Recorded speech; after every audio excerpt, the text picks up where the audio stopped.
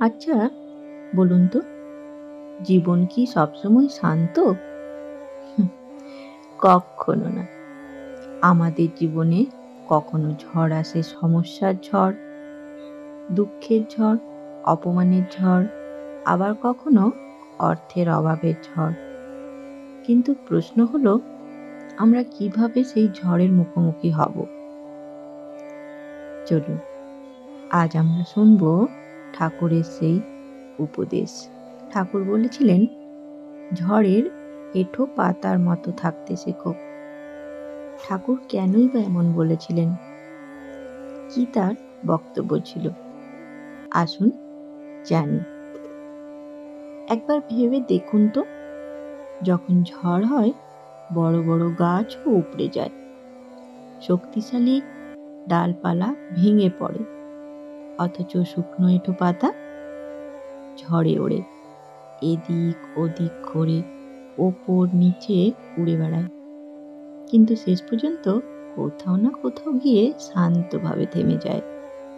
এঁঠো পাতার মতো মানে নম্র হতে শেখো, শান্ত হতে শেখো, তাহলেই জীবনের ঝড় আমাদের ভাঙতে পারবে না।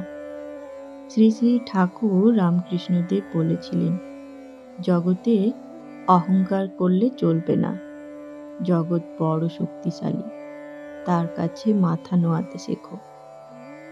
এই উদ্দেশ্যে মা সারদা দেবীও বলেছিলেন, সব কিছু সহ্য করো, ধৈর্য ধরো, দেখবে জীবন সহজ হয়ে যাবে। এই সহিষ্ণুতা, এই ধৈর্যই আসলে আমাদের ঝড়ের এঁঠো পাতার মতো করে তোলে।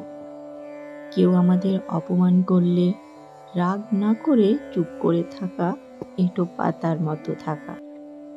বড় আর্থিক সমস্যা এলে ভেঙে না পড়ে ধৈর্য রাখা, এঁঠো পাতার মতো থাকা।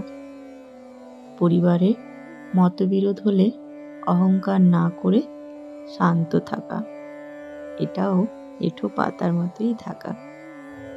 বন্ধুরা, এঁঠো পাতা ছোট, দুর্বল, গুরুত্বহীন মনে হলেও তার মধ্যে আছে এক অমূল্য শিক্ষা।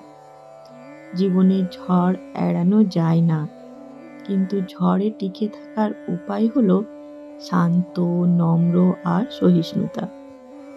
তাই আসুন, আমরা সবাই চেষ্টা করি গাছের মতো শক্ত হয়ে, অহংকার না করে পাতার মতো হালকা, নম্র, সহিষ্ণু, শান্ত হয়ে থাকতে।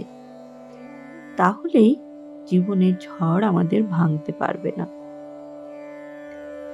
ঝড় আসবেই, কিন্তু ঝড় আমাদের ধ্বংস করতে পারবে না, যদি আমরা ঝড়ে এঁঠো পাতার মতো থাকতে শিখি। ধন্যবাদ। বন্ধুরা, ভিডিওটি ভালো লাগলে অবশ্যই বন্ধুদের সাথে শেয়ার করবেন, আর চ্যানেলে প্রথমবার এলে চ্যানেলটি সাবস্ক্রাইব করে নেবার অনুরোধ রইল, যাতে ঠাকুর, মা ও স্বামীজির বাণী সবার প্রথমে আপনার কাছে পৌঁছে যায়।